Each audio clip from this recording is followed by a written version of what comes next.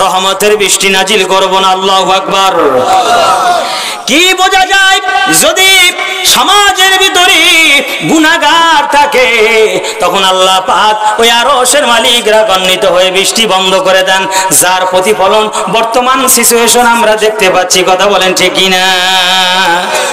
রমজান আসলে পরে সারা পৃথিবীর বাজারে দ্রব্যমূল্যের দাম কমে যায়, আর সোনার বাংলাদেশে শুধু টাকায় আর টাকায় আছে না, শুধু দাম বাড়ায়, আছে না নাই? আর তরমুজের ধারে কাছেও তো যাওয়া যায় না রমজানে, আছে না নাই? আমার বন্ধুগণ, আল্লাহ তাআলা বললেন, ও মুসা, গুনাহগারকে তোমার ওই মজলিস থেকে বের করে দাও, তাহলে তোমার উপরে বৃষ্টি নাজিল করব। মুসা পয়গম্বর জনতাকে লক্ষ্য করে বললেন, ও জনতা রে, তোমাদের ভিতরে এমন কে আছো গুনাহ করে ফেলেছো 40 বছর পর্যন্ত? বের হও, নাইলে আল্লাহ পাক বৃষ্টি দেবেন না। গুনাহগার তো ঠিক পেয়ে গেছে যে আমি সেই ব্যক্তি যে 40 বছর পর্যন্ত নাফরমানি করেছি। কান্না শুরু করে দিয়েছে, কানতেও পারে না আর বের হতেও পারে না। কারণ যদি ওই মুহূর্তে হাজার হাজার জনতার সামনে দিয়া বের হয়ে যায় তাহলে তো সবাই তাকে পাপী বান্দা হিসাবে চিনবে, লজ্জা পেয়ে যাবে। কাছে ছিল একটা চাদর দিয়া চেহারাটাকে মুড়ি দিয়া কান্না করতে লাগলো আর বলতে লাগলো, ও মালিক,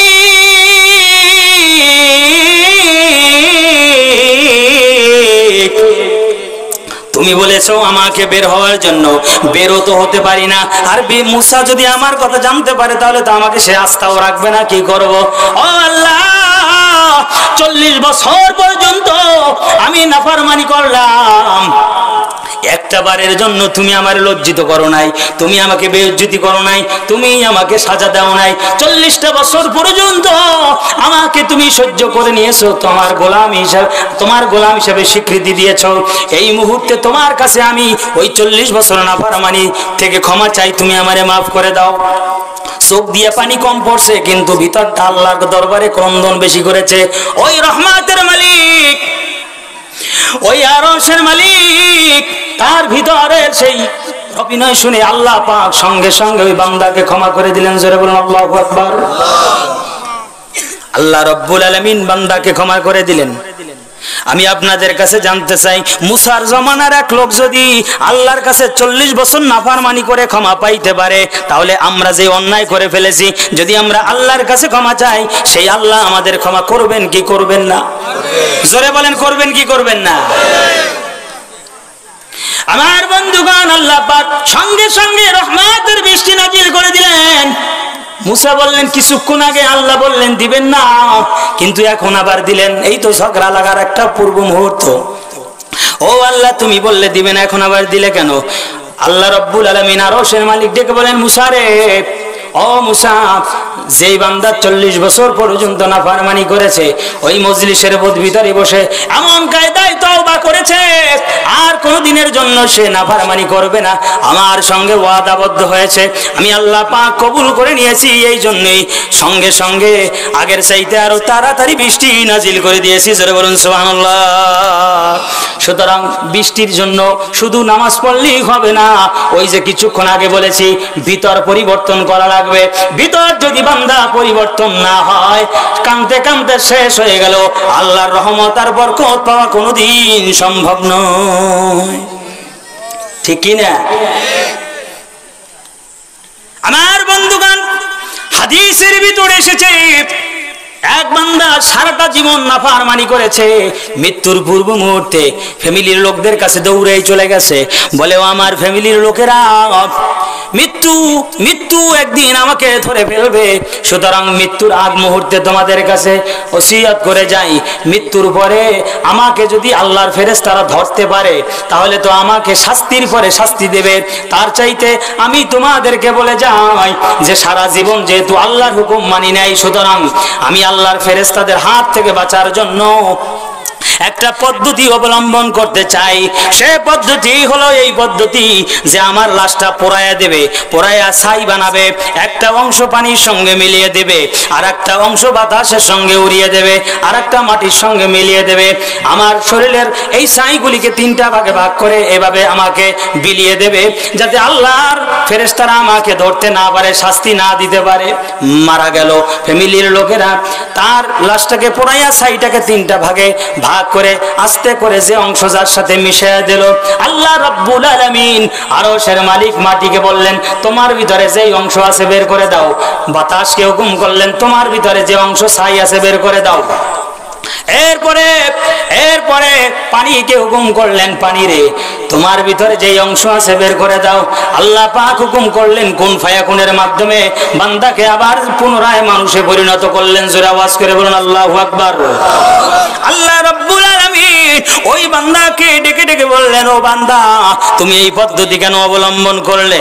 তখন নাফরমান বান্দা বলে আয় আল্লাহ জীবনে কোনোদিন তোমার হুকুম মানি নাই, মনের ভুলেও পশ্চিম দিকে আসার খেয়ে পড়ি নাই।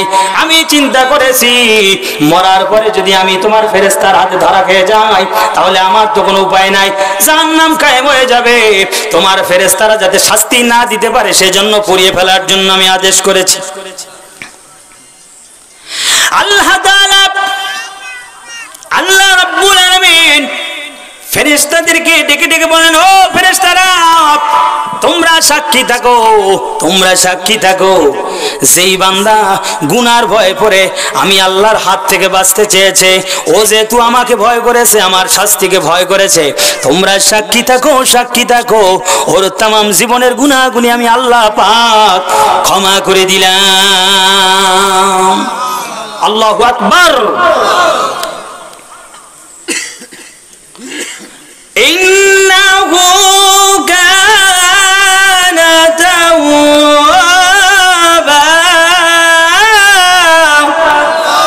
আল্লাহু আকবার।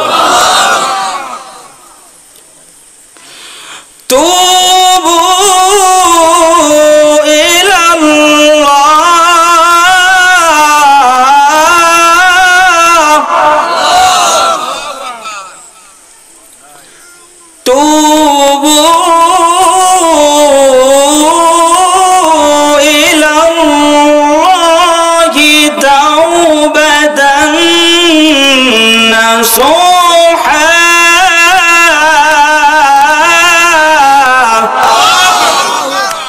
কথাকার আল্লাহ পাক বলেছেন অপরাধ করে ফেলেছো একবারে সব ধুয়ে মুছে একেবারে ফেরত আসো, আর যেও না, ক্ষমা করবো আমি আল্লাহ পাক।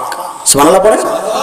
তওবার মতো তওবা করো, এমন ভণ্ডামি তওবা করো না যে আমি গুনাহ করেছি আবার করলাম আবার ফিরে আসলাম, এমনটা যেন না হয়। তুমি ফিরে এসেছো, আসার মতো আসতে যদি পারো আমি আল্লাহ পাক গুনাহ তোমার যত থাকুক না কেন আমি তোমাকে মাফ করে দেবো। সুবহানাল্লাহ।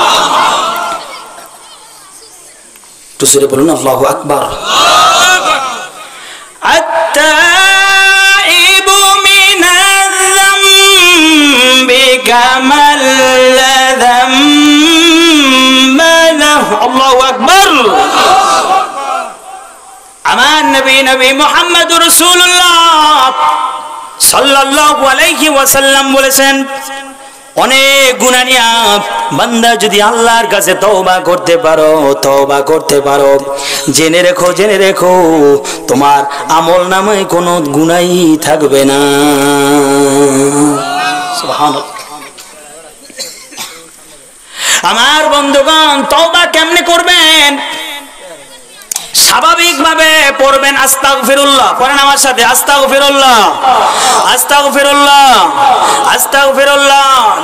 ফজরের নামাজ আদায় করেছেন, তাসবিহ তাহলিল যা পড়েছেন পড়েছেন, এরপরে আল্লাহর কাছে বলবেন আস্তাগফিরুল্লাহ, আস্তাগফিরুল্লাহ, আস্তাগফিরুল্লাহ। জোহরের ফরজ নামাজ শেষ হয়ে গেছে পড়বেন আস্তাগফিরুল্লাহ, আসর শেষ হয়ে গেছে পড়বেন আস্তাগফিরুল্লাহ, যখনই সময় পান পড়বেন আস্তাগফিরুল্লাহ। এরপরে যদি পারেন তাহলে গভীর রাত্রে উঠে তাহাজ্জুদের সালাত আদায় করবেন।